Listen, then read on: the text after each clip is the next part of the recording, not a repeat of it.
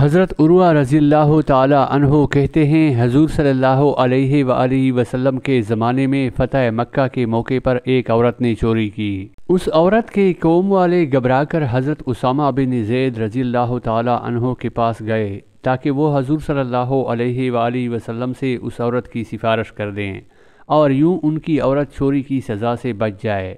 جب حضرت اسامہ نے اس بارے میں حضور صلی اللہ علیہ وآلہ وسلم سے بات کی تو آپ کا چہرہ مبارک غصے کی وجہ سے بدل گیا اور فرمایا، اے اسامہ، تم مجھ سے اللہ کی حدود کے بارے میں سفارش کی بات کر رہے ہو۔ حضرت اسامہ رضی اللہ تعالی عنہ سمجھ گئے کہ سفارش کر کے انہوں نے غلطی کی ہے، اس لیے فوراً حضرت اسامہ نے کہا، یا رسول اللہ، آپ میرے لیے استغفار فرمائیں۔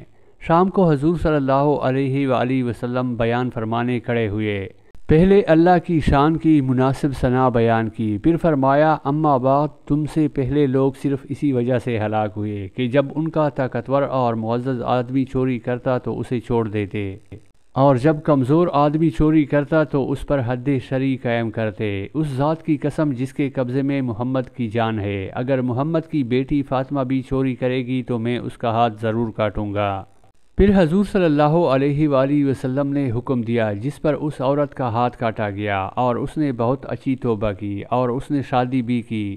حضرت عائشہ رضی اللہ تعالی عنہا کہتی ہیں کہ اس کے بعد وہ عورت میرے پاس آیا کرتی تھی اور میں اس کی ضرورت کی بات حضور صلی اللہ علیہ وآلہ وسلم کے سامنے پیش کیا کرتی۔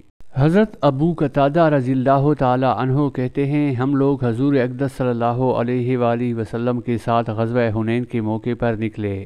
جب ہمارا دشمن سے سامنا ہوا تو اکثر مسلمان بکھر گئے، البتہ حضور صلی اللہ علیہ وآلہ وسلم اور بعض صحابہ رضی اللہ تعالی عنہ میدان جنگ میں جمے رہے۔ میں نے دیکھا کہ ایک مشرک آدمی ایک مسلمان پر چڑھا ہوا ہے۔ میں نے پیچھے سے اس مشرک کے کندھے پر تلوار کا وار کیا جس سے اس کی زرہ کٹ گئی اور کندھے کی رگ بھی کٹ گئی۔ وہ زخمی تو ہو گیا لیکن وہ مجھ پر حملہ آور ہوا اور مجھے اس زور سے بھینچا کہ میں مرنے کے قریب ہو گیا، لیکن زیادہ خون نکل جانے کی وجہ سے وہ کمزور ہو گیا۔ آخر اس پر موت کے اثرات طاری ہونے لگے اور اس نے مجھے چھوڑ دیا اور پھر وہ مر گیا۔ میں حضرت عمر رضی اللہ تعالی عنہ سے ملا، میں نے ان سے کہا، لوگوں کو کیا ہوا کہ ان مسلمانوں کو شکست ہو گئی؟ انہوں نے کہا، اللہ کا حکم ایسا ہی تھا۔ بعد میں کفار کو مکمل شکست ہوئی اور مسلمان جیت گئے۔ پھر مسلمان میدان جنگ سے واپس آئے۔ حضور صلی اللہ علیہ وآلہ وسلم بیٹھے ہوئے تھے۔ آپ نے فرمایا، جس نے کسی کافر کو قتل کیا ہے اور اس کے پاس گواہ بھی ہے تو اس مقتول کا سامان اسے ہی ملے گا۔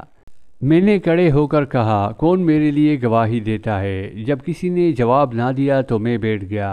پھر آپ نے اسی طرح ارشاد فرمایا۔ میں نے پھر کہا، کون میرے لیے گواہی دیتا ہے؟ اور پھر میں بیٹھ گیا۔ حضور صلی اللہ علیہ وآلہ وسلم نے پھر وہی ارشاد فرمایا۔ میں نے پھر کہا، کون میرے لیے گواہی دیتا ہے؟ اور پھر میں بیٹھ گیا۔ آپ نے پھر وہی ارشاد فرمایا۔ میں پھر کھڑا ہو گیا۔ حضور صلی اللہ علیہ وآلہ وسلم نے فرمایا، اے ابو قتادہ، تمہیں کیا ہوا؟ میں نے آپ کو سارا قصہ بتایا تو ایک آدمی نے کہا، یہ سچ کہتے ہیں، اس مقتول کافر کا سامان میرے پاس ہے۔ یا رسول اللہ، آپ ان کو کسی طرح مجھ سے راضی فرما دیں کہ یہ اس مقتول کا سامان میرے پاس رہنے دے۔ حضرت ابو بکر رضی اللہ تعالی عنہ نے کہا، نہیں، اللہ کی قسم، ایسے نہیں ہو سکتا۔ جب ان کی بات ٹھیک ہے تو یہ سامان ان کو ہی ملنا چاہیے۔ تمہیں دینے کا مطلب تو یہ ہوگا کہ اللہ اور اس کے رسول صلی اللہ علیہ وآلہ وسلم کی طرف سے لڑنے والے اللہ کے شیر کو ملنے والا سامان حضور صلی اللہ علیہ وآلہ وسلم تمہیں دے دیں۔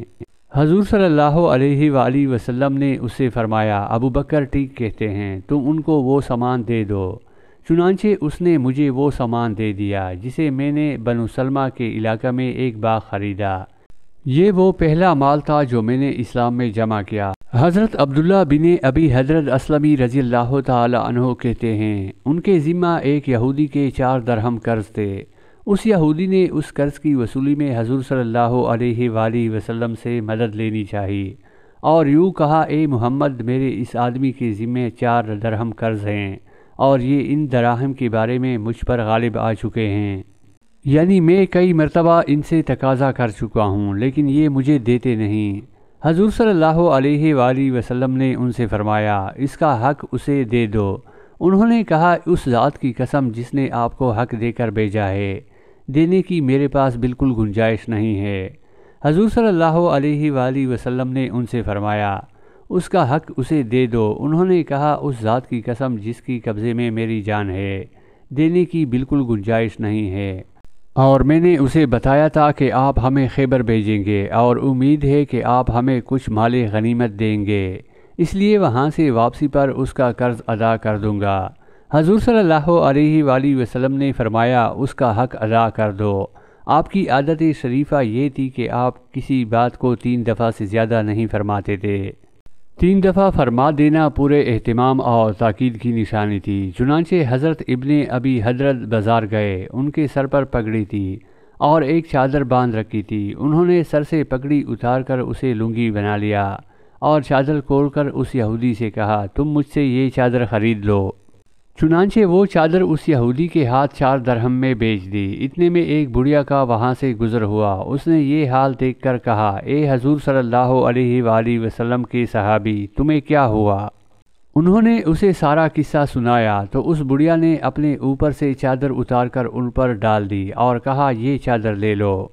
حضرت ام سلمہ رضی اللہ تعالی عنہا فرماتی ہے انصار کے 2 آدمی کسی ایسے میراث کا جھگڑا لے کر حضور صلی اللہ علیہ وآلہ وسلم کی خدمت میں حاضر ہوئے، جس کے نشان مٹ چکے تھے اور کوئی گواہ بھی ان کے پاس نہیں تھا۔ حضور صلی اللہ علیہ وآلہ وسلم نے فرمایا تم لوگ میرے پاس اپنے جھگڑے لے کر آتے ہو، اور جس کے بارے میں مجھ پر کوئی وحی نازل نہیں ہوئی میں اس میں اپنی رائے سے فیصلہ کرتا ہوں، لہٰذا جس آدمی کی دلیل کی وجہ سے میں اس کے حق میں فیصلہ کر دوں، جس کی وجہ سے وہ اپنے بھائی کا حق لے رہا ہے، تو اسے چاہیے کہ وہ اپنے بھائی کا حق ہرگز نہ لے، کیونکہ میں تو اسے آگ کا ٹکڑا دے رہا ہوں، اور وہ قیامت کے دن اس حال میں آئے گا کہ یہ ٹکڑا اس کے گلے کا ہار بنا ہوا ہوگا۔ اس پر وہ دونوں حضرات رونے لگے اور دونوں میں سے ہر ایک نے کہا یا رسول اللہ میں اپنا حق اسے دیتا ہوں۔ حضور صلی اللہ علیہ وآلہ وسلم نے فرمایا جب تم نے یہ ارادہ کر لیا تو جاؤ اور حق پر چلو اور اس میراث کو آپس میں تقسیم کر لو، اور تقسیم کرنے کے لیے قرعہ اندازی کر لو، اور یہ سب کچھ کرنے کے بعد تم دونوں میں سے ہر ایک اپنے ساتھی کو اپنا حق معاف کر دے۔ حضرت ابو سعید رضی اللہ تعالی عنہ فرماتے ہیں ایک اعرابی کا حضور صلی اللہ علیہ وآلہ وسلم پر قرضہ تھا، وہ آ کر حضور صلی اللہ علیہ وآلہ وسلم سے اپنے قرض کا تقاضا کرنے لگا، اور اس نے حضور صلی اللہ علیہ وآلہ وسلم پر بڑی سختی کی، یہاں تک کہ یہ کہہ دیا کہ جب تک آپ میرا قرضہ ادا نہیں کریں گے میں آپ کو تنگ کرتا رہوں گا۔ حضور صلی اللہ علیہ وآلہ وسلم کے صحابہ نے اسے جھڑکا اور کہا تیرا ناس ہو، تم جانتے ہو کہ تم کس سے بات کر رہے ہو؟ اس نے کہا میں تو اپنا حق مانگ رہا ہوں۔ حضور صلی اللہ علیہ وآلہ وسلم نے فرمایا تم نے حق والے کا ساتھ کیوں نہ دیا؟ اور پھر آپ نے حضرت حولہ بنت قیس رضی اللہ تعالی عنہا کے پاس پیغام بھیجا کہ اگر تمہارے پاس کھجوریں ہوں تو ہمیں ادھار دے دو، جب ہمارے پاس آئیں گی تو ہم تمہارا قرضہ ادا کر دیں گے۔ انہوں نے کہا ضرور یا رسول اللہ، میرے ماں باپ آپ پر قربان ہو۔ حضور صلی اللہ علیہ وآلہ وسلم نے ان سے قرض لے کر اس اعرابی کا قرض ادا کر دیا، اور جتنا اس کا قرضہ تھا اس سے زیادہ اسے دے دیا۔ اس اعرابی نے کہا آپ نے قرضہ پورا ادا کر دیا، اللہ آپ کو پورا بدلہ دے۔ پھر حضور صلی اللہ علیہ وآلہ وسلم نے فرمایا حق کا ساتھ دینے والے لوگوں میں سب سے بہترین لوگ ہیں، اور وہ امت پاکیزہ نہیں ہو سکتی جس میں کمزور آدمی بغیر کسی تکلیف اور پریشانی کے اپنا حق وصول نہ کر سکے۔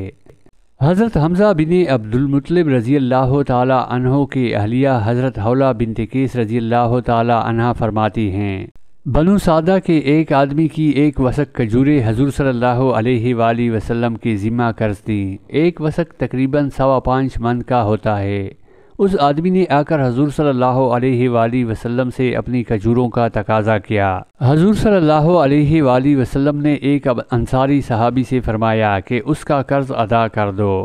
انہوں نے اس کی کھجوروں سے گٹھیا قسم کی کھجوریں دینی چاہی، اس آدمی نے لینے سے انکار کر دیا۔ اس انصاری نے کہا کیا تم رسول اللہ صلی اللہ علیہ وآلہ وسلم کی ان کی کھجوریں واپس کرتے ہو؟ اس آدمی نے کہا ہاں، اور حضور صلی اللہ علیہ وآلہ وسلم سے زیادہ عدل کرنے کا کون حقدار ہے؟ یہ سن کر حضور صلی اللہ علیہ وآلہ وسلم کی آنکھیں ڈبڈبا آئیں اور آپ نے فرمایا یہ ٹھیک کہتا ہے، مجھ سے زیادہ عدل کرنے کا حقدار کون ہو سکتا ہے، اور اللہ تعالیٰ اس امت کو پاک نہیں فرماتے جس کا کمزور آدمی طاقتور سے اپنا حق نہ لے سکے اور نہ اس پر زور دے سکے۔ پھر فرمایا اے حولہ اسے گن کر ادا کر دو، کیونکہ جس مقروض کے پاس سے قرض خواہ خوش ہو کر جائے گا اس کے لیے زمین کے جانور اور سمندروں کی مچھلیاں دعا کریں گی، اور جس مقروض کے پاس قرض کی ادائیگی کے لیے مال ہے اور وہ ادا کرنے میں ٹال مٹول کرتا ہے تو اللہ تعالیٰ ہر دن اور رات کے بدلے میں اس کے لیے ایک گناہ لکھتے ہیں۔ اللہ پاک ہم سب کو حضور صلی اللہ علیہ وآلہ وسلم کے بتائے گئے طریقوں کے مطابق زندگی گزارنے کی توفیق عطا فرمائے، آمین ثم آمین۔